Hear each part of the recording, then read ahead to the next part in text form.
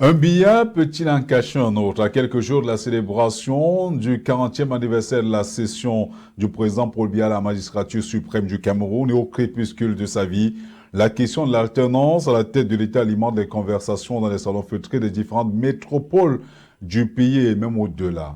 Dans les gargotes, le sujet suscite des passions au point de virer parfois à de chaudes empoignades. Sur les plateaux de télévision, on ergote à gorge déployée sur l'alternance à la tête du Cameroun. Franck Biya constitue-t-il une alternance crédible à la tête de l'État du Cameroun? Surtout que Franck, le fils de Paul Biya, jusqu'ici très discret, n'approuve pas, mais ne désavoue pas non plus le mouvement citoyen qui promeut son image depuis un bon moment.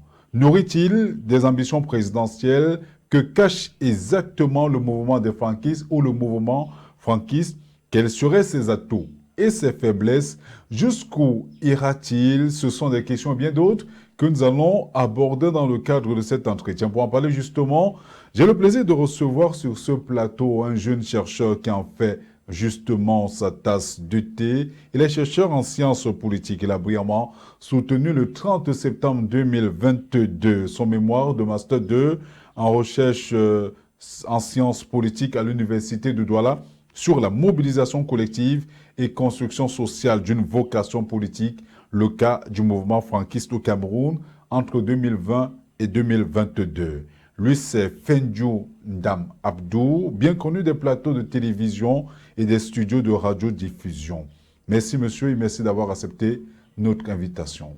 Merci mon cher ami Thierry, c'est un plaisir d'être là avec vous afin que nous puissions peut-être pour une première pour moi de participer à cette émission combien prestigieuse. J'estime pour ma part très modestement qu'on fera une très bonne émission, mais aussi au-delà du fait que je sois chercheur, jeune chercheur à la faculté des sciences juridiques et politiques de l'Université de Douala. Permettez-moi quand même de dire que Ndam qui est devant vous a quand même d'autres casquettes. Je tiens à vous rappeler que j'ai été nommé l'année dernière comme le coordinateur national du Cameroun pour le compte de l'association des jeunes diplômés de l'Afrique centrale, dont le siège social se situe au Gabon. Je tiens également à rappeler que je suis leader estudiantin et analyste politique, consultant médiatique. Voilà, vous avez eu le temps d'égrener à notre place ce casquette ô combien importante. Installez-vous confortablement. Nous allons justement parler de ce sujet suffisamment important. On ne le dira jamais assez. Le sujet que vous avez traité est d'une acuité extrêmement importante et surtout en pareille circonstance, en pareil moment où le Cameroun s'apprête à célébrer le 40e anniversaire de la session à la magistrature suprême du Cameroun, de ce pays, de Paul Biya. Est-ce que, alors nous parlons justement, l'une des questions que l'on se pose, ou que l'on est fondé de se poser, c'est qu'il est possible de parler de la succession d'un chef encore en fonction. Bien évidemment, dans un champ politique comme partout ailleurs, et comme le Cameroun, où en réalité, c'est vous qui l'avez si bien dit dans votre propos prologomène, que la question de l'après-Biya, de l'alternance politique se joue aussi dans un environnement comme le nôtre. Il est important de le dire que M. Paul Biya, en réalité, à la tête de l'État depuis plusieurs décennies. Et que son poids, en fait, notamment son âge, en réalité, suscite beaucoup de questions autour de la transition politique. Donc, quoi que l'on dise, la question de l'après-Biya, de l'alternance politique au Cameroun, est une question qui se pose avec acuité et qu'en réalité, pas seulement les journalistes s'y mêlent, mais aussi des chercheurs, l'université s'y mêle à travers ma modeste contribution scientifique, à travers ce thème, où il est question, pour ma part, de démontrer comment une mobilisation se construit autour d'un homme, eu égard de la transition qui, du point de vue physique, semble se poser. Quoi que l'on dise, la question de la transition politique au Cameroun est une question inévitable. Mais vous n'avez pas peur d'aborder un sujet aussi complexe. Je disais tout à l'heure, l'acuité, l'actualité du moment et même les circonstances peuvent quand même pousser plus d'un à avoir quelque peu de recul pour aborder un sujet aussi dangereux, aussi, à la limite, donc on dirait dangereux, on ne sait pas pourquoi, mais beaucoup se posent mille et une questions sans pour autant avoir le courage de l'affirmer. Vous l'avez fait dans le cadre de vos recherches en Master 2. Alors, quand on analyse la complexité de l'actualité, est-ce qu'il était fondé de s'y pencher de manière aussi synoptique? Monsieur Thierry Diopé, si on parle d'un postulat très simple, si le mouvement 11 millions des inscrits est né au Cameroun, si le mouvement 10 millions des nordistes est né au Cameroun, et que le mouvement des franquistes est en train de prendre corps, force est de constater que, si vous avez si bien constaté, voilà pourquoi j'ai délimité mon champ de réflexion 2020, on constate que la prééminence du mouvement des franquistes prend corps davantage à partir de 2020, où on essaye de voir comment il y a un travail qui se fait tout autour de l'homme, même si jusqu'ici, manifestement ou encore officiellement, il ne s'est pas encore prononcé, mais il est important de noter que tous les débats, les presses de journaux, les presses écrites, à chaque fois, on ne peut pas passer une semaine sans qu'un papier soit fait sur le mouvement. En tant que jeune chercheur, et j'ai profité de l'occasion pour saluer mon directeur qui a eu ce courage de m'écouter, de m'encadrer par rapport à ce thème aussi délicat. Et je me suis dit, mais tiens, pourquoi ne pas avoir, si ma révélation scientifique pourrait passer par là, il faut oser. Voilà pourquoi même le président de mon jury l'a si bien dit, ça ne peut qu'être un dent pour faire ce genre de sujet. Alors, pourquoi le mouvement des franquistes, vous l'avez évoqué tout à l'heure, il y a des mouvements qui sont construits avant 2020 autour de certaines régions, autour de certaines positions, autour de certains lobbies. Oui. Pourquoi avoir choisi de mener une étude tout à fait particulière sur le mouvement des franquistes? Il y en a pêle-mêle. Hein. Vous avez évoqué le mouvement 11 millions de citoyens. Oui. 10 millions de nordistes. Voilà, 10 millions de nordistes. Transformés en plus grand forum des nordistes. Voilà, donc pourquoi avoir choisi de manière exclusive le mouvement des franquistes? Vous savez, ce chercheur disait, tout est intéressant, pourvu qu'on y accorde un intérêt scientifique ou heuristique. Dans le cas d'espèce, j'ai été très curieux d'observer ce mouvement depuis fort longtemps, en passant par une approche classique, notamment les médias, à travers le comportement des uns et des autres au niveau de la société, et bien entendu sur le plan communicationnel à travers les NTIC. À travers cette construction, il y a un travail, j'ai constaté qu'il y a un travail qui se fait tout autour. Chaque jour, le mouvement met sur pied des initiatives susceptibles à cristalliser l'attention des Camerounais, à habiter l'esprit des Camerounais, à leur faire intégrer le fait qu'il pourrait être possible que M. Franck-Emmanuel Biya puisse remplacer son père en 2025. En réalité, on reviendra sur les différents aspects, sur les différentes actions menées au quotidien par ce mouvement-là, pourquoi pas comprendre la complexité. Voilà, oui. Voilà, je voulais juste pour chuter, pour démontrer que ce qui a attiré mon attention, c'est qu'en Afrique centrale, on constate véritablement qu'il y a un processus de dynastisation. Nous parlerons justement de voilà, ce processus. Voilà, donc c'est à travers ce qui se considère au Cameroun et ce qui se passe autour du Cameroun. Voilà, peut-être à la fin de cette émission, on parlera de ces aspects-là, voilà. Parce que le Cameroun n'est pas un cas isolé. Effectivement. C'est ce que vous sembliez évoquer. Alors, vous parlez du mouvement des franquistes ou du mouvement franquiste, parce qu'il y a ce problème qui se pose ces derniers jours avec beaucoup d'interrogations. On parle du mouvement des franquistes, du mouvement franquiste. Quelle est la différence qu'on peut faire entre les deux? C'est le même mouvement qui a muté ou ce sont des mouvements distincts les uns les autres ou l'un de l'autre? En fait, c'est une lecture qui semble s'opposer, sans s'opposer véritablement. Comment? Parce qu'en réalité, mon travail est intitulé « Mobilisation collective et construction sociale d'une vocation politique » le cas du mouvement des franquistes au Cameroun. Le mouvement des franquistes au Cameroun. Au préalable, il y a eu la jeunesse dans mes investigations de terrain. Il y a d'abord eu la jeunesse d'un seul mouvement. Et à travers l'évolution du temps, et au regard de l'intérêt que cela suscite, il y a donc la mise sur pied de plusieurs autres factions. Mais dans ma curiosité, j'ai essayé d'investiguer pour comprendre qu'est-ce qui peut justifier une telle organisation qui semble poser problème. Parce que du point de vue de la structuration, de l'organisation, ce que je critique d'ailleurs, c'est que si tous travaillent pour faire Emmanuel Biya, pourquoi diversifier? Mais dans mes investigations, certains des leaders des différentes factions m'ont démontré que tous ont un objectif commun, même s'il existait plusieurs factions. Mais le plus important de noter que, au départ, il y a eu l'existence d'un seul mouvement qui a généré d'autres factions. Mais tous ces mouvements-là ne fragilisent pas d'une manière ou d'une autre l'idée première qu'on veut mettre au devant de la scène promouvoir l'image du fils du président Paul Biya. Oui. Oui, en réalité, ça semble poser problème. Parce qu'en réalité, vous verrez par exemple, en tant que chercheur, je regarde la chose avec froideur, avec neutralité. Ce qu'il en ressent, c'est que, quoi que l'on dise, même si cela ne se dit pas, il y a un jeu de positionnement qui se joue. Donc, la mise sur pied ou l'existence de plusieurs factions se positionne comme de l'opportunisme où les différents acteurs semblent poser des bons actes dans la perspective de mieux se positionner devant celui qu'ils promeuvent. Donc voilà l'esprit qu'il faut quand même en dégager. Même si ces derniers ne disent pas cela, il est quand même important de le dire. Quand on regarde des agissements des uns et des autres, force est de constater que ce qui se joue également est une approche de positionnement des acteurs qui promeuvent l'image ou encore le profil présidentiel de M. Franck-Emmanuel Biya. Et on en veut pour preuve.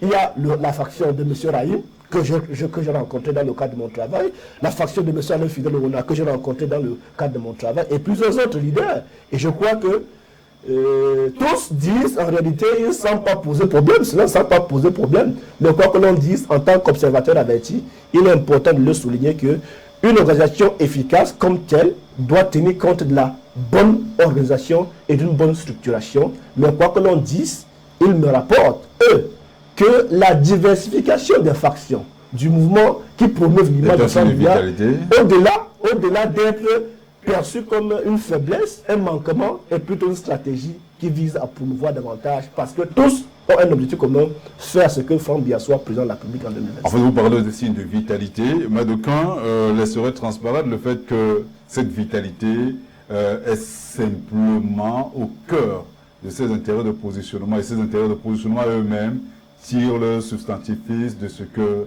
l'argent n'est quand même pas très loin de là. Vous avez défini la vocation politique, je continue, comme la rencontre chez quelqu'un du désir de commander et d'un certain nombre de ressources lui permettant d'acquérir le pouvoir et de l'exercer. Alors, qu'est-ce qui prouve justement que Franck Biya a le désir de commander et quelles sont les ressources qui sont mises à sa disposition pour l'amener à le conquérir et à l'exercer finalement? Je crois qu'à côté de cette définition, il y a une définition que très modestement, parce qu'il est important de le dire, de planter le décor pour comprendre la jeunesse du mot vocation.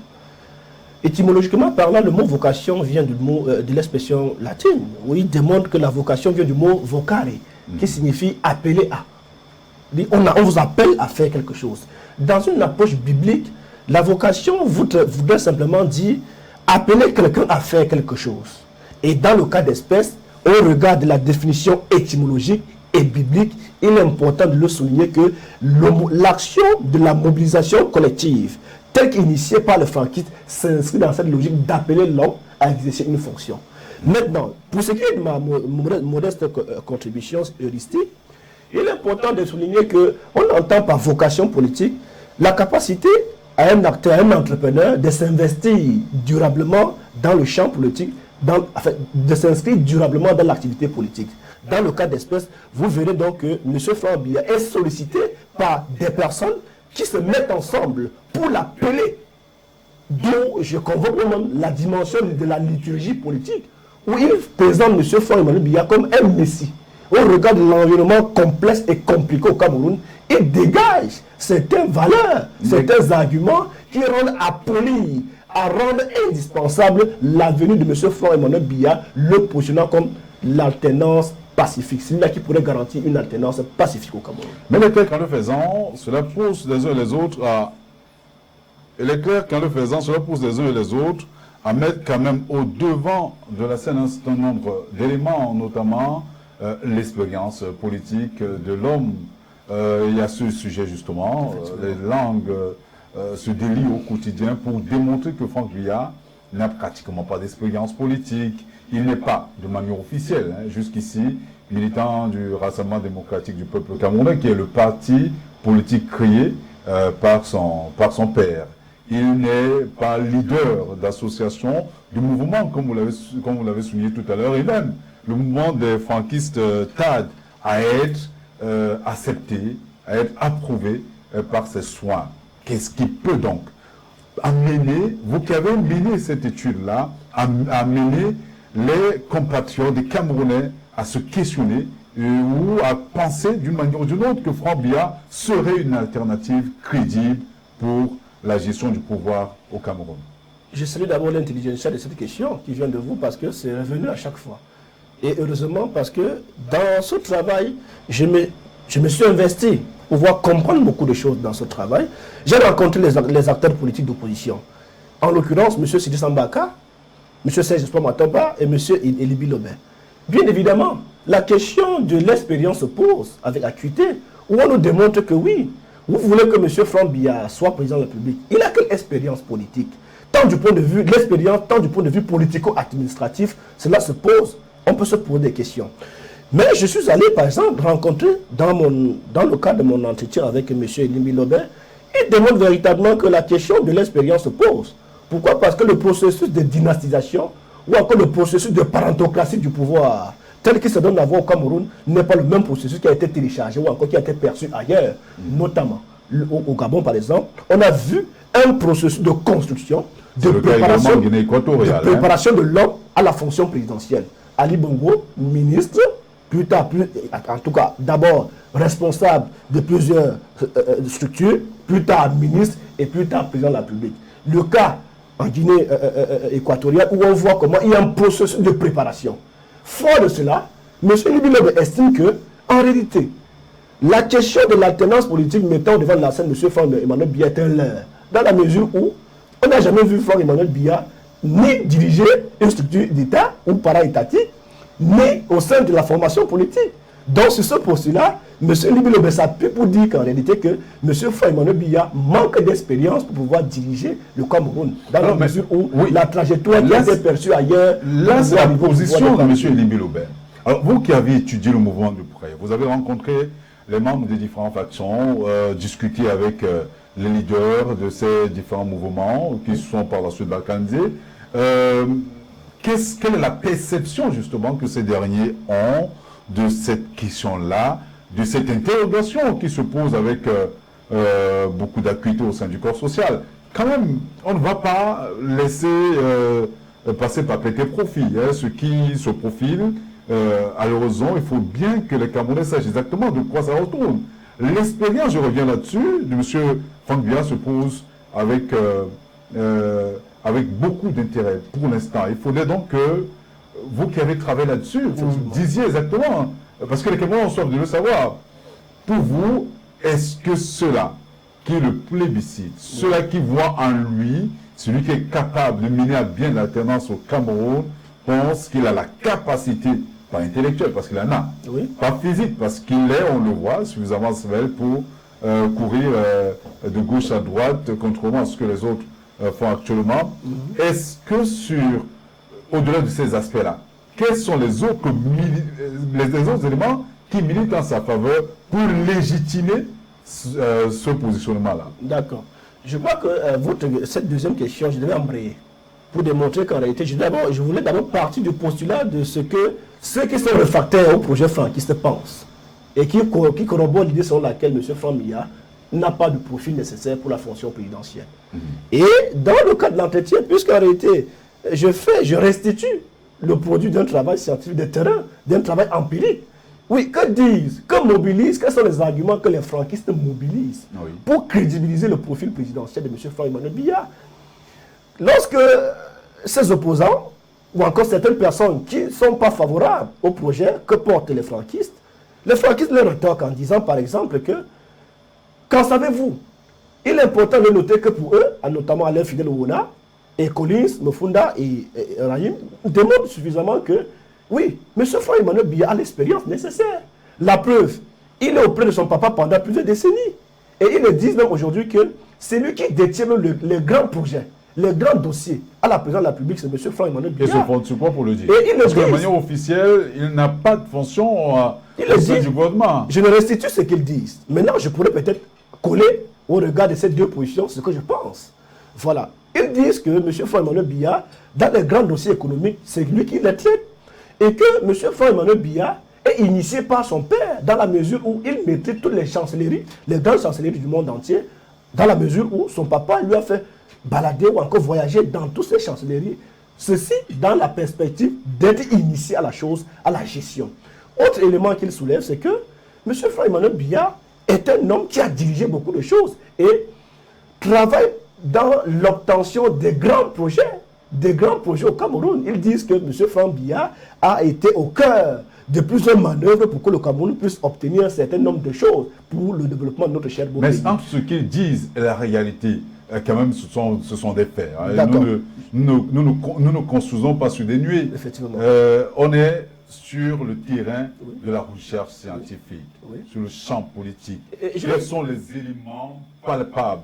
Parce qu'il c'est bien beau de dire qu'il a, il est, mais de manière officielle. Il n'y a aucune action, il n'y a aucun communiqué, aucune annonce officielle qui laisse transparaître de ce qui est dit par ces ouailles, je préfère, par ces fidèles de Franck Biya. Monsieur Thierry Nyopé, il est important de souligner que l'initiation est perceptible sur deux pans. Sur le plan officiel et sur le plan officieux. Ne perdons pas de vue la dimension officieuse de la chose. On peut pas, pour être préparé, on n'a pas forcément besoin, sans être franquiste, hein, je le dis, je ne suis pas franquiste, je suis un jeune chercheur qui a écrit sur la question. L'initiation, la formation ou la capacité à gérer ne relève pas exclusivement du pan purement officiel. On peut être initié autrement, on peut être préparé autrement. Et je pourrais on n'a pas dit le contraire. On n'a pas dit le contraire. Mais juste, oui. Si vous me permettez, dans le cas du Cameroun, par exemple, vous comprendrez que la question de la transposabilité se poserait avec acuité. Ce qui se passe ailleurs ne peut ne pas l'être forcément ici au Cameroun. Ça veut dire que le processus d'initiation n'est pas peut-être officiel et peut-être officieuse au regard de l'environnement sociopolitique du Cameroun. Nous n'avons rien contre ce qui peut se faire en back-office, dans les couloirs. C'est que on a vu Franck Biya lors de la finale de la CAN que le Cameroun vient d'organiser au devant de la scène. On l'a vu également lors de la visite du président français, Emmanuel Macron, au Cameroun. Et de son voyage à devant de la scène, on l'a revu effectivement auprès du roi nouvellement choisi après le décès de son père. On l'a vu justement aux côtés de plusieurs autres dignitaires de la République, notamment le ministre des Finances, Ousmane Alamine enfin le ministre de l'économie. Oui. En réalité, quand on regarde tout cela, on est fondé de croire effectivement qu'il y a un travail qui est fait pour, pourquoi pas, perpétuer la dynastie Biya au pouvoir, mais de manière formelle, au regard de ce que disent ses partisans, rien n'est fait. Il faudrait qu'on s'accorde au moins là-dessus. Rien n'est fait de manière officielle là-dessus. Moi, je pourrais juste te dire que de manière factuelle, c'est un fait. Il y a quand même cet auteur qui le disait. Les faits m'ont instruit, ne m'ont pas appris à mentir. De manière factuelle, M. Franck-Emmanuel Biya, jusqu'ici, n'a dirigé aucune structure d'État au Cameroun. Voilà. Ni tant sur le plan administratif que sur le plan politique. Mais alors, est-ce qu'on pourrait s'arc-bouter en s'arrêtant sur le simple fait que parce que M. Franck-Emmanuel Biya n'a pas été au cœur ou encore diriger une grande structure au Cameroun en tant qu'administrateur d'une direction ou encore d'une structure, ou peut-être ministre, qui n'a pas la capacité nécessaire à diriger. Donc je crois que c'est un sujet où on pourrait aborder avec beaucoup de mesures, sans être franquiste d'ailleurs. Notre rôle n'est pas de prendre position, mais de vous questionner, hein, vous qui avez travaillé là-dessus. Il est clair qu'il a le pedigree nécessaire, il a la carrure nécessaire pour mener à bien. Mais pour que vous embrayer, il y a quand même une approche en sciences politiques, l'observation participante. Si vous êtes quand même curieux, nonobstant le fait que M. Franck Biya n'a pas encore dirigé une structure au Cameroun, vous constatez véritablement à partir de 2018, on constate sa présence davantage fréquente auprès de son papa. Cette présence fréquente, après au moins 30 ans de gestion de l'État. Pourquoi maintenant? Cette présence prééminente peut quand même susciter la curiosité des jeunes chercheurs que nous sommes pour voir dire, mais tiens, est-ce que M. Franck Biya, qui devient davantage présent dans des grandes cérémonies, qui devient davantage présent en occupant des... il se montre davantage plus visible que par le passé, est-ce que cette visibilité est une visibilité gratuite? En tant que chercheur, ça suscite notre curiosité. Voilà, vous le dites encore une fois de plus. Alors, mais sur le terrain, comment le mouvement opère-t-il? D'accord. L'opération du mouvement, cela est consacré dans le chapitre 2 de mon mémoire. Mon chapitre 2 est intitulé « Les arguments que les franquistes mobilisent pour légitimer la vocation présidentielle de M. Franck-Emmanuel Biya ». Quelles sont ces stratégies qu'ils mobilisent? Ils mobilisent quoi? Le marketing politique, la propagande ils font allusion à la Caritas, notamment les œuvres sociales. Bien sûr, oui. Dans mon mémoire, il y a une part d'elle réservée aux actes sociaux que le mouvement de franquisme mène. D'ailleurs, dans le Grand Sud, ils ont quand même octroyé des dons pour la rentrée académique de cette année. Il y a le jour de l'anniversaire de M. Franck-Emmanuel Biya, il y a ces partisans de Douala qui ont réfectionné un pont, je crois au bois de Sèche, un quartier de la ville de Douala. Donc, ils travaillent en posant les actes au sein de la société, notamment les couches vulnérables, pour cristalliser et gagner le cœur. Donc l'approche de la séduction, qui est une approche chère en politique, est quand même utilisée par le mouvement des franquistes pour séduire le potentiel camerounais pour qu'il soit davantage intéressé par le mouvement. Donc ils utilisent également les voies de communication telles que les NTIC, les réseaux sociaux. Il y a plusieurs pages Facebook qui plébiscitent, qui en réalité promeuvent l'action de l'homme, qui promeuvent l'homme et tiennent des discours qui tendent au messianisme. C'est des discours qui rentrent dans la liturgie politique. La liturgie politique voudrait dire, il place M. Franck-Emmanuel Biya comme une volonté divine. C'est Dieu qui a voulu. On regarde l'environnement chrysogène qui est dans le contexte de l'émergence du mouvement de franquisme que je l'ai introduit au premier chapitre, parce que c'est un contexte qui a donné naissance au mouvement de franquistes. Ils disent, dans cet environnement conflictogène, il serait difficile de négocier une transition pacifique. Pour ce faire, pour avoir une transition pacifique, sans heurts, pour que l'harmonie, le vivre ensemble soit davantage de mise, qui mieux que Franck Biya pour eux, pour pouvoir contrôler cela. Et ils disent que M. Franck Biya a quand même certains atouts personnels. C'est un homme discret, il bavarde peu, il n'est pas tribaliste. D'ailleurs, ses meilleurs amis temps, il démontre certains arguments à la fois de l'homme qui rendent à présenter M. Franck-Emmanuel Biya comme l'homme de l'alternance crédible et indispensable pour une transition pacifique au Cameroun. Voilà, là vous parliez justement des stratégies de communication développées sur le terrain par ces partisans-là. Avant de revenir justement sur l'aspect caritatif de ce mouvement, vous avez évoqué tout à l'heure, notamment sur les sources de financement, sur la provenance justement de l'argent qui permet de gérer cet aspect-là. Je reviens justement sur votre chute pour attirer votre attention sur le fait que ceux qui pensent justement que c'est un personnage discret, il est tellement discret qu'il n'a pas son mot. Jusqu'à présent, il n'a pas de manière officielle dit mot sur ce qui se passe au Cameroun. Tout le monde parle de la cherté de la vie. Tout le monde sait qu'il y a eu des mouvements sociaux au niveau des enseignants, OTS et le reste. On n'a pas justement entendu un seul mot de Franck-Emmanuel Biya.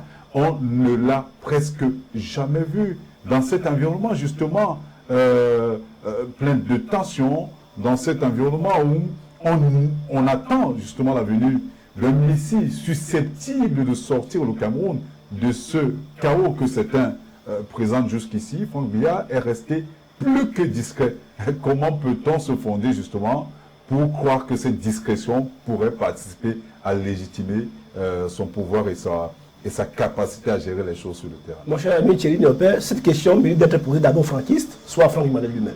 Vous avez travaillé là-dessus. Donc je voudrais juste le dire que cette question, pour mieux la répondre, il faut peut-être avoir un franquiste sur le plateau. Ou on aurait souhaité poser une autre question. Mais je pourrais, pourquoi vous n'avez pas vous avez rencontré les différents je vais vous répondre. Mais pourquoi pas Franck Biya lui-même? Bon, je vais vous répondre avant de répondre à cette question. Oui. Les ressources, ça a été l'objet même d'un pan de mon travail. Et même le président du jury, dans le jury, on m'a posé cette question.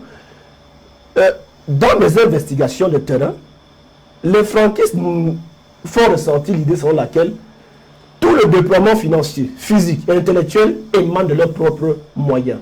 C'est de leur volonté, c'est eux qui mettent leurs moyens.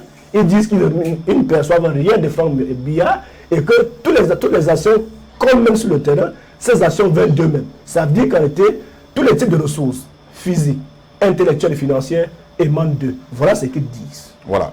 En attendant d'en parler une fois de plus, je vous permets de revoir les images. C'est sûr que vous ne les avez pas vues jusqu'ici, que nous a ramené un caméraman stagiaire qui a assisté à votre soutenance le 30 septembre 2022 à l'Université de Douala au campus 2. Voilà, si je m'en abuse. On regarde. Qui ont prêté serment de rigueur de notre science, qui en fait la meilleure des sciences parce qu'elle fédère pour deux les sciences. Et on ne tolérera jamais que vous nous fassiez sortir de notre champ rigoureusement circonscrit. D'accord? Bien. Chers collègues, voulez-vous quelques questions à poser? Une seule. Je voudrais savoir, M. Findjila, dans la mobilisation collective que vous faites, tous les fondamentaux en matière de mobilisation collective que vous faites, est-ce qu'il y aurait, dans l'observation que vous avez faite du déploiement du mouvement, à la question de savoir, est-ce qu'il y a des passages clandestins en ce qui concerne la mobilisation collective Monsieur le Président, Monsieur le membre du jury, je apporterai quelques éléments de réponse. Excusez-moi, vous avez compris la question? Si vous voulez des éclaircissements, il faut vous en donner. Avez-vous bien compris sa question? Ah, voilà, chers collègues, je crois qu'il serait peut-être opportun de développer un petit peu votre préoccupation. vous avez travaillé sur la thématique de mobilisation collective, de l'action collective. Dans l'action collective, Manco Paulson nous dit qu'il y a généralement des freeriders, des passagers clandestins, qui sont un peu là comme s'ils ne sont pas là. Donc il attendent un peu que les choses basculent dans un sens ou un autre. Est-ce que dans le mouvement de franquisme, vous avez observé une telle tendance? Il y en a. Oui, Monsieur le Président, nous avons observé cette tendance dans la mesure où nous avons eu à rencontrer certains leaders, certains responsables du mouvement de franquisme. Et en réalité, cette initiative, le mouvement est comme une initiative qui... Voilà, ce sont de belles images. C'est le 30 septembre 2022 à l'Université de Douala Campus 2. Vous soutenez justement sur un Master 2 en recherche. Voilà. Okay. Le thème de votre mémoire, c'était politique, le cas du mouvement franquiste au Cameroun entre 2020 et 2022. Quand vous revoyez ces images-là, quelle est l'émotion qui vous parcourt? Bon, l'émotion, elle est là. L'émotion, c'est juste la consécration d'un dur labeur parce que ce travail n'a pas été facile.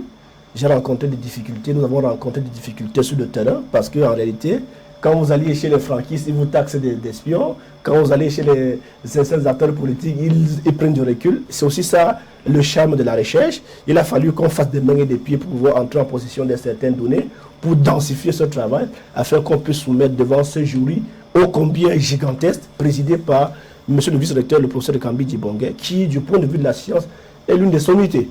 Et lorsque vous avez peut-être à sa droite mon directeur, qui est pour moi un papa, c'est un parent, entre lui et moi, c'est une question de cœur et de raison. Il a eu cette idée génialissime de m'encadrer et que ce travail puisse avoir cet écho. Nul de ce travail, je ne pense pas que vous pourriez m'inviter sur votre plateau. Ça veut dire qu'en réalité, que monsieur le professeur Mengele, que je salue encore, qui a tout fait pour moi, parce qu'il m'a détecté depuis la 3e année, et avec lui nous cheminons, il y a ce lien entre nous, et je crois que c'est une occasion pour moi de rendre vivant hommage. Également à mon examinateur et aussi à mon papa. Vous avez vu l'âge de mon papa. Papa est là, maman est là, voilà M. Sinistan Baka, ils sont là, l'agent sultan de Bamoun.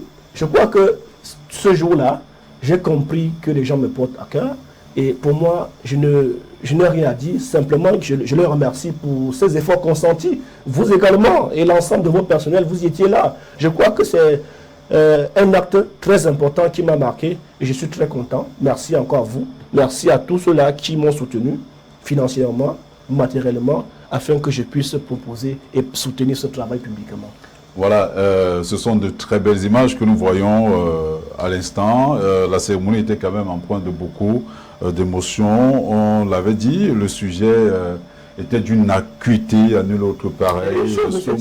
J'ai été curieux de voir cette forte mobilisation parce que je n'ai pas quand même tenu un large communiqué pour informer les gens.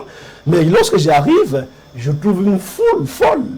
Un monde là, je me suis posé la question, est-ce pour une dame Mais je me dis, ce n'est pas peut-être pour nous, mais c'est l'intérêt du travail qui suscite déjà cette curiosité de ces personnes-là. Voilà, je vous l'ai dit, hein, c'était d'une acuité à nulle autre part. Et au moment où on parle d'ailleurs de plus en plus d'alternance à la tête de l'État, beaucoup de personnes se posent des questions sur qui viendra, qui va succéder ou qui va remplacer le président Biya à la tête de l'État du Cameroun. Donc l'actualité également valait, pourquoi pas son président d'or, pour amener toutes les personnes qui ont effectué le déplacement, le faire parce que vraiment on voulait comprendre quelle est la problématique qui a été suffisamment relevée pour amener monsieur et dame à aborder un aspect aussi d'actualité aussi difficile compte tenu de l'actualité du moment, parce que le sujet d'une manière ou d'une autre constitue l'essentiel des débats, que ce soit dans les gargotes, au sein du landerneau politique des différentes métropoles du Cameroun. Donc, il fallait certainement s'y pencher avec... Et d'ailleurs, très modestement, pour ne pas vous couper, très humblement, nous sommes les tout premiers à avoir mené un travail scientifique sur le mouvement des franquistes au Cameroun. Voilà, justement, comme vous êtes les tout premiers, cela me pousse à vous poser une question simple. Oui. Au-delà de tout ce qu'on a fait jusqu'ici. Oui. Ça fait quand même plus de 30 minutes qu'on ergote autour de la question. Oui. Quelle est la perception que les Camerounais, selon l'échantillonnage, ou selon l'échantillon que vous avez choisi, quelle est la perception que les Camerounais ont de la candidature, d'une éventuelle candidature de Franck-Emmanuel Biya à la tête de l'État du Cameroun? Votre question, la réponse à cette question m'invite à consulter juste mon chapitre 4, qui est le dernier chapitre, qui est consacré à la perception de l'opinion. Ce que l'opinion pense. Oui. Ce que l'opinion pense du mouvement des franquistes. En réalité, la position des uns et des autres varie en fonction de leur intérêt.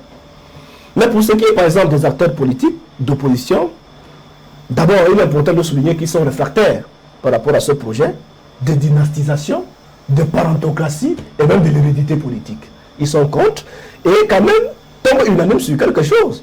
Parce qu'en réalité, lorsque les opposants disent en réalité, constatent leur faiblesse, ils disent aujourd'hui, par exemple, que l'opposition a mal à se préparer, à préparer un profil.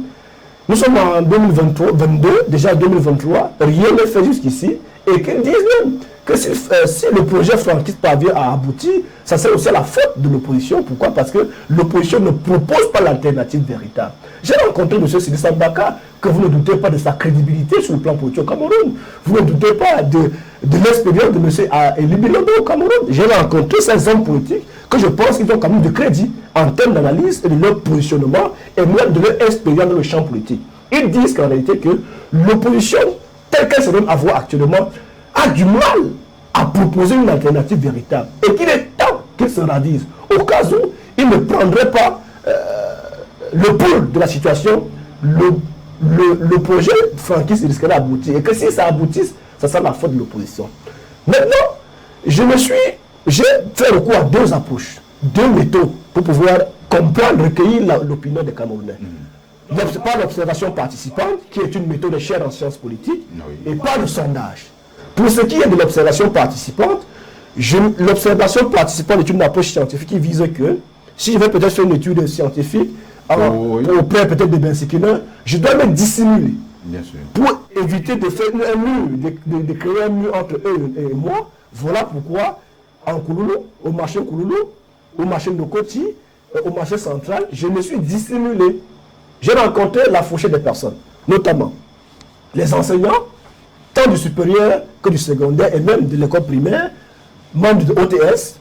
J'ai rencontré les leaders politiques, j'ai rencontré les Benskinaires, j'ai rencontré les sauveteurs, les vendeurs à sauvettes, j'ai rencontré les étudiants. Voilà donc les personnes que j'ai rencontrées dans l'échantillon de 2000 personnes. Pour ce qui est des questions, pour le sondage, il y a 3 questions au choix. Parce que le sondage a une technique, c'est les questions au choix multiple. Voilà, QCM. Il y a 2 premières questions. Qui sont ceux qui sont favorables pour le mouvement des franquistes? Est-ce que vous êtes favorable pour le projet visant à promouvoir M. Franck à la tête de l'État? Deuxième question, êtes-vous réfractaire au projet porté par les franquistes? 3. est-ce que vous êtes indifférent? Dans le résumé de mon travail, 35% des Camerounais, toutes personnes confondues, sont favorables pour le projet du franquisme, en évoquant une raison fondamentale, la question de la paix. Ils disent que si M. Franck-Emmanuel Biya peut arriver à la tête de l'État du Cameroun et qu'il y a paix au Cameroun, eux, ils ne trouvent pas d'inconvénient. Par exemple, les Bensikinais et les vendeurs à la sauvette, ils disent qu'ils gagnent leur vie le jour le jour.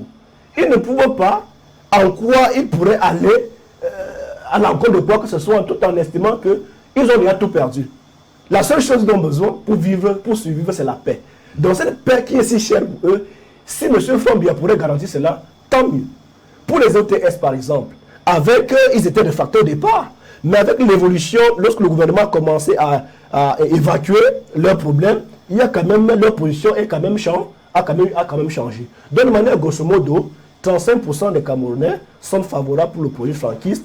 Il y a au moins, je crois, 25% des Camerounais qui sont réfractaires et 15% qui sont réservés. Alors, vous parliez tout à l'heure d'observation participante par immersion. Et la page 111 de mon mémoire est consacrée à ce tableau de sondage, au résultat de ce sondage.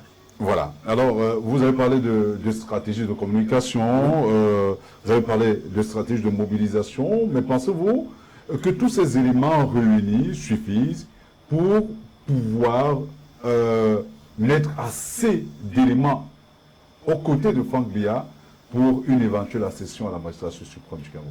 Monsieur Thierry Niopé, je me suis appuyé, je me réserve à démontrer dans mon travail comment les gens se mobilisent pour construire la vocation politique et même présidentielle d'un homme.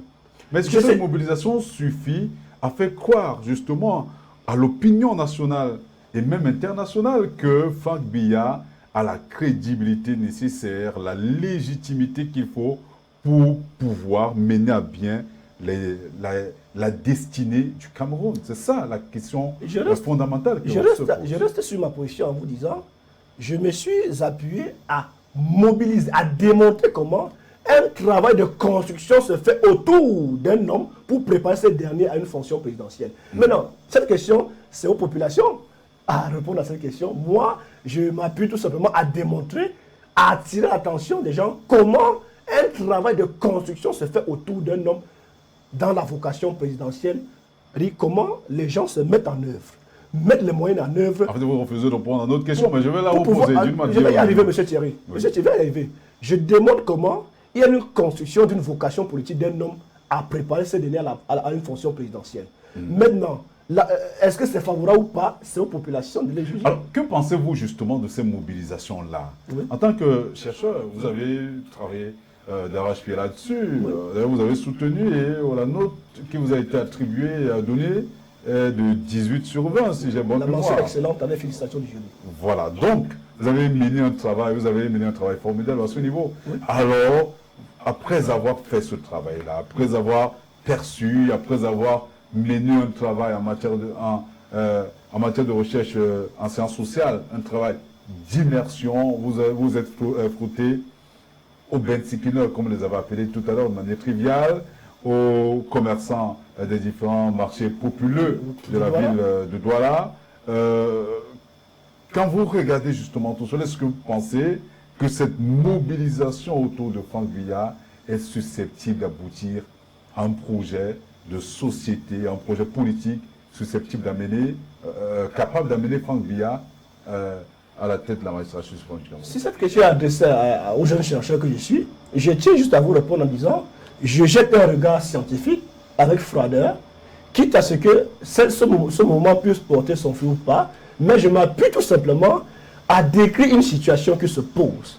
Je ne suis pas franquiste pour dire qu'en réalité, ça doit aboutir ou pas, mais je me suis appesanti à démontrer comment les gens travaillent pour construire, pour préparer quelqu'un à occuper un poste présidentiel. Et dans le cas d'espèce, j'ai rencontré ces gens, ils travaillent sur le terrain, et je l'ai exposé, je vous ai dit comment ils travaillent pour pouvoir construire cela. Et je crois que pour ce qui est de l'efficacité, ce n'est pas à moi de le juger. Mon travail est d'exposer les faits tels qu'ils sont, sans ajouter ni retrancher quoi que ce soit. Pensez-vous que Franck Biya est une alternative crédible pour le Cameroun? Je l'ai dit, en tant que jeune chercheur, sans être partisan, parce que moi, je voudrais faire cette précision, je ne suis pas franquiste, je suis un jeune chercheur qui a été intéressé par un travail, par un déploiement. Et on regarde l'environnement de ce qui se passe. Mais vous avez également étudié le personnage. Oui, vous avez étudié les mouvements. Je vais y aller. En tant qu'analyste, Oui. parce que également, au-delà d'être jeune chercheur, vous vous présentez également comme politologue. Oui. Justement, en revêtant cette casquette-là, Oui. quand vous regardez tous les différents aspects que vous avez énumérés tout à l'heure, quand vous regardez tout le travail de communication, tout le travail de mobilisation, que ce soit sur le plan social, mais également sur le plan culturel, quand vous regardez toute cette alchimie qui est préparée autour de la personne Franck Biya en tant que politologue, maintenant, pensez-vous que Franck Biya est une alternative crédible pour les Camerounais? La crédibilité est un jugement de valeur. Moi, je pourrais peut-être, en tant que politologue et analyste politique, que vous êtes en train de le dire, pour dire tout simplement que ce qui est en train de se préparer pour le Cameroun n'est pas l'exclusivité du Cameroun. Ok? Ce n'est pas l'exclusivité du Cameroun. Si l'on va un peu plus loin, aux États-Unis d'Amérique, on a vu la famille Bush, père et Bush, fils. Si on revient en Afrique centrale, on voit comment en Afrique centrale, ce genre de projet a déjà connu un succès. Et même au sein des formations politiques au Cameroun, vous êtes sans ignorer que certains partis politiques au Cameroun se sont déjà illustrés dans ce Vous êtes en train de parler de la dynastisation du pouvoir. La dynastisation du pouvoir qui s'exécute au-delà même de la vocation nationale et même au sein des formations politiques. Si vous êtes curieux, vous comprendrez. Par exemple, l'UDC, Ndam est parti, Ndam est resté. J'ai évoqué dans mon travail la famille Fosso, le maire Fosso est parti. Faut rester. Vous comprenez donc que la dynastisation du pouvoir n'est pas l'exclusivité du Cameroun, encore moins du projet que portent les franquistes. Je préfère m'arrêter là pour seulement dire que ce qui se prépare au Cameroun n'est pas du nouveau. C'est une reproduction selon vous. Cela a été fait ailleurs. Au-delà d'être ailleurs, on retrouve beaucoup d'enfants, de ministres, de directeurs généraux d'entreprises au Cameroun, occupés également de hautes fonctions et occupés également les premiers rangs à l'ENAM. On ne citerait pas les différents prophètes qui sont les enfants des autres, comme on les appelle de manière triviale. On ne citerait pas ces hauts cadres-là qui sont des enfants des autres. Selon vous, cette dynastisation du pouvoir est en train de s'étendre jusqu'à la tête de l'État. En réalité, on prépare toute une génération pour succéder au père, tel que beaucoup de personnes le pensent. Maintenant, en tant qu'analyste politique, permettez aux Camerounais de comprendre exactement ce qui est en train de se préparer. Vous l'avez dit tout à l'heure, ce n'est pas le cas du Cameroun, ce n'est pas l'apanage du Cameroun. En Guinée équatoriale, on a Théodorin Obiangema qui est vice-président. Et d'ailleurs, on annonce que le père pourrait peut-être se reposer bientôt pour céder de manière constitutionnelle le pouvoir à son fils. Vous avez parlé de Fort du côté voilà. Fort Yacine au Togo. Voilà, vous avez parlé également du Tchad avec Mahamad. Qui a remplacé, qui a succédé à son père avec les 24 mois, qui vient encore d'être... Pour ma chérie, il y a la page 58 de mon mémoire. J'ai fait un aperçu de dynastisation de la succession du pouvoir en Afrique centrale. Je prends, il y a 2 pays qui ont déjà exécuté. Le Gabon, le Tchad. 3 pays sont en cours d'exécution.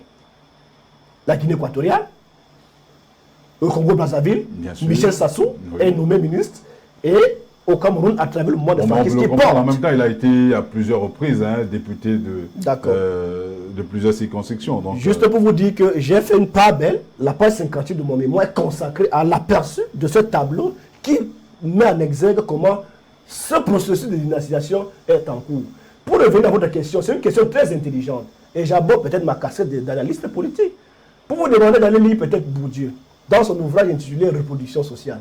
Monsieur Thierry Nopin, c'est un leurre de dire par exemple que le fils d'un ministre, il est fort probable qu'il soit menuisier ou peut-être un benséquineur.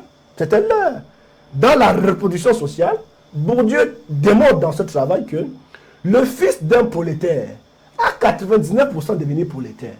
Et le fils d'un bourgeois a également 89% devenu bourgeois. La seule chose importante qui pourra permettre le nivellement social, c'est l'école. Ça veut dire qu'en réalité, pour que le fils d'un prolétaire accède à une fonction haute, une chose très importante pour lui, l'école. Mais il il faut en doit même temps, passer il faut par que les l'école. conditions soient suffisamment transparentes pour garantir cette taxation. Effectivement, juste attirer votre attention pour vous dire que la question de la reproduction, ce n'est pas une question, c'est une question naturelle. Vous êtes journaliste, grand journaliste réputé d'ailleurs. Vous serez heureux que votre fils soit plus que vous. Ça veut dire qu'en réalité, la reproduction est une volonté naturelle et biologique et même divine. Alors, mais peut-on parler justement, en fait, peut-on se poser une question légitime, hein, je crois. Oui. Est-ce que la politique est une affaire de famille? En réalité, c'est une question très importante. Mais pour répondre, je vais aborder deux déterminants.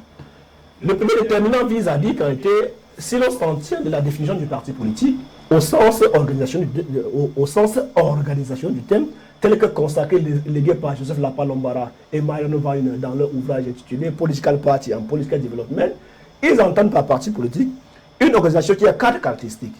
Première caractéristique, en réalité, c'est une organisation ayant une implantation locale et dont le centre communique avec la périphérie. Deuxième élément, c'est que un parti politique, c'est une organisation qui mobilise davantage les soutiens économiques, intellectuels, financiers. Un parti politique, c'est une organisation qui dont l'objectif est la conquête et la conservation du pouvoir. Mais dans une approche économique du terme, le parti politique est un ensemble de personnes qui mettent ensemble leurs moyens, au sens d'Anthony Downs, qui mettent ensemble leurs moyens afin de parvenir à un poste de pouvoir et de prise de décision. De ce fait-là, vous comprenez donc que la dimension nombriliste du pouvoir, de la politique, n'est pas quand même de mise ici. Ça nécessite l'intégration de plusieurs ressources, l'intégration de plusieurs personnes pour pouvoir atteindre un objectif. Par ailleurs, la notion de la familiarisation du pouvoir, ce que j'appelle dans mon travail l'hérédité politique, n'est pas exclue dans le champ politique. C'est même une ressource. Pourquoi? Parce que c'est une bonne chose. Lorsque vous êtes soutenu par votre femme dans le champ politique, lorsque vous êtes soutenu par votre enfant dans le champ politique, ça démontre une approche unanime, une approche d'union et de consolidation. Donc, vous pourrez peut-être vous trouver à l'aise soit dans l'une des premières réponses ou dans l'une des deuxièmes réponses. Voilà, nous sommes arrivés au terme de cet entretien ô combien enrichissant qui s'est focalisé, soulignons-le, sur l'alternance au Cameroun, hein, le cas de Franck Emmanuel Biya à la faveur d'un mémoire de recherche Master 2 en sciences politiques sur le thème mobilisation collective et construction sociale d'une vocation politique, le cas du mouvement des franquistes entre 2020 et 2022. Vous avez abattu un travail formidable là-dessus. D'ailleurs, vous avez eu les félicitations, la mention excellente avec les félicitations du jury, 18 sur 20, c'est un travail formidable. Est-ce que vous avez été, pour sortir, hein, c'est une question qui vient, j'espère que la régie va me le permettre, Oui. Est-ce que vous avez été abordé par les franquistes après ce travail-là? C'est très important de le dire.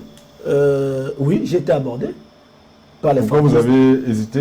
Non, parce que c'est une question évidente. Dans le champ politique, le champ politique est l'opportunisme véritable. Il y a quand même un chercheur en sciences po qui dit, et c'est une réalité dans le champ politique, que l'opportunisme est une vertu en politique.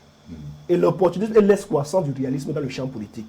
C'est tout à fait normal qu'ils voient un chercheur travailler sur leurs questions, qui d'ailleurs, ils étaient dépassés, que ce soit Rahim, Alain Fidel, tous ne pouvaient pas s'imaginer qu'on pouvait rendre ce travail scientifique.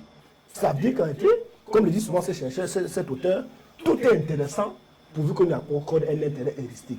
Je me suis intéressé scientifiquement sur le mouvement et ce mouvement est en train de prendre corps sur le plan scientifique et c'est quoi de plus normal qu'il se rapproche un peu de moi pour pouvoir comprendre les motivations puisque eux sont surpris de cette idée génialissime que j'ai eu pour travailler sur le mouvement de franquisme. Voilà, madame, monsieur, vous l'avez bien compris. C'était un plaisir de vous avoir sur notre plateau. On espère vous avoir également dans le cadre des autres programmes, hein, notamment la Papalab, où nous allons questionner davantage la gestion de la politique en Afrique, mais également comment cela peut se comporter au sein du corps social. Oui, vous. D'accord, merci. Si vous me permettez une minute, je tiens à remercier, sincèrement. Vous savez, ce qui fait ma spécificité, c'est que j'ai grandi au village. J'ai eu mon BEPC, j'ai fait mon parcours primaire au village, secondaire au village. J'étais auprès de mon papa. Les valeurs, on m'a inculqué. Il m'a inculqué les valeurs de la noblesse, la valeur de l'humilité. Je ne peux pas sortir d'ici sans remercier mes parents, sans remercier d'abord mon encadreur, parce qu'il est pour moi un papa. Vous l'avez déjà fait. Monsieur le professeur Mengele Aristide Meniem est un papa. Le vœu qu'un fils peut faire à son papa, c'est que je voudrais qu'il soit parmi les grands maîtres de la science politique sur le plan mondial. Parce que lui, M. Thierry Nopé, il sort d'une famille pauvre. Hein. mais il a cru en moi. Parce qu'il voit en moi un garçon talentueux, entre guillemets, en toute humilité. Vous avez parlé tout à l'heure de l'ascension par l'école. Hein. Effectivement. La pauvreté Ça veut dire, n'est pas voilà, un pour vous dire élément. qu'elle était, voilà un exemple probant. Je sors d'une famille modeste. Mais parce qu'on a vu un enfant qui a humblement a des prédispositions à proposer quelque chose, on me donne ma chance. Donc il faut être honnête dans la vie. Je suis très reconnaissant.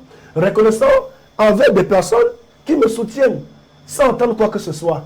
Même du point de vue de mes amis, il y a ceux qui n'ont pas cru en moi, il y a ceux qui croient en moi. Je tiens à les remercier juste pour leur dire que ça ne fait qu'à commencer. Parce que je suis dans l'école de la rigueur, je suis menguéléiste, je pourrais davantage, à travers l'humilité, proposer des travaux afin que je puisse non seulement améliorer ma condition de vie, mais améliorer la condition de ma famille et l'ensemble des citoyens camerounais. Parce que le fait pour moi de voir un fils non-aime qui sort de nulle part propose ceci, ça veut dire qu'en réalité, mes jeunes frères de Ngalmendunga, de Kolofata, de Amchide, de Magba peuvent dire, mais tiens, je ne suis pas le fils d'un ministre. Ça veut dire que s'il n'en peut, je peux également. Voilà, beaucoup de courage dans votre carrière politique également, parce que vous avez beaucoup d'aspirations à ce niveau également, d'après ce que nous avons appris jusqu'ici. Mais scientifique. Mais, scientifique. oui. Pas politique. Pour l'instant. Pas politicien. Pour l'instant. Oui, bon, peut-être. D'accord. Ok. Voilà, madame, monsieur, c'était également un plaisir de vous avoir eu avec nous pendant tout ce temps consacré à l'entretien de ce jour. Espérons effectivement retrouver monsieur Ndam dans nos prochaines éditions et surtout sur d'autres plateaux. Je vous souhaite une bonne écoute de ce programme, mais qui va repasser justement sur nos différentes plateformes médias, que ce soit sur notre chaîne YouTube, sur notre page Facebook, mais également en clair sur nos différentes plateformes. Merci d'avoir été des nôtres. Retrouvons-nous très bientôt sur ces mêmes antennes. Au revoir.